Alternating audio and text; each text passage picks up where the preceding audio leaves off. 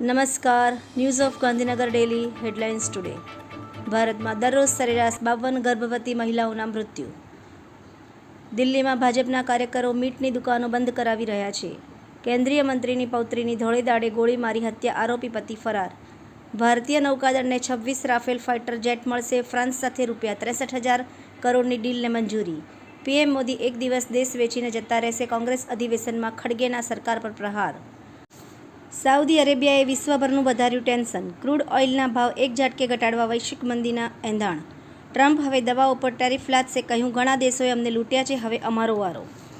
સરકારી વિજ્ઞાન કોલેજ વરાછાના નવા બાંધકામ પ્લાનિંગ અંગે શિક્ષણ રાજ્યમંત્રી શ્રી પ્રફુલભાઈ પાનસેરિયાની અધ્યક્ષતામાં બેઠક યોજાઈ. તંત્રીલેખ. ભારત, પાકિસ્તાન સહિત 14 દેશોના વિઝા પર સાઉદી અરેબિયાએ મૂક્યો પ્રતિબંધ. ફિક્સ પે ધરાવતા સરકારી કર્મચારીઓ માટે ગુડ ન્યૂઝ. દૈનિક ભથ્થામાં વધારાની જાહેરાત. જામનગર નજીક રણજીત સાગર ડેમ પાસેથી માનવીની ખોપડી તથા અન્ય કંકાલ મળી આવતા દોડધામ. જામનગરમાં કેટલ પોલીસના અમલ માટે મનપાના તંત્ર અને ઘાસ વિતરકો વચ્ચે પકડદાવ ચાલુ. વધુ 800 કિલો ઘાસ કબજે. સાબરકાંઠા જિલ્લા પંચાયત ખાતે વિશ્વ હોમિયોપેથી દિવસની ઉજવણી કરાઈ. ભટ્ટ મેવાડા બ્રહ્મ સમાજનું ગૌરવ. વડોદરા નગર પ્રાથમિક શિક્ષણ સમિતિની 12 શાળાના 173 ક્લાસરૂમ 34.47 કરોડના ખર્ચે બનાવાશે. થૂંકવીર સામે શું કામ જોર જબરદસ્તી? વાંચવા જેવો લેખ. ભરત વૈષ્ણવ.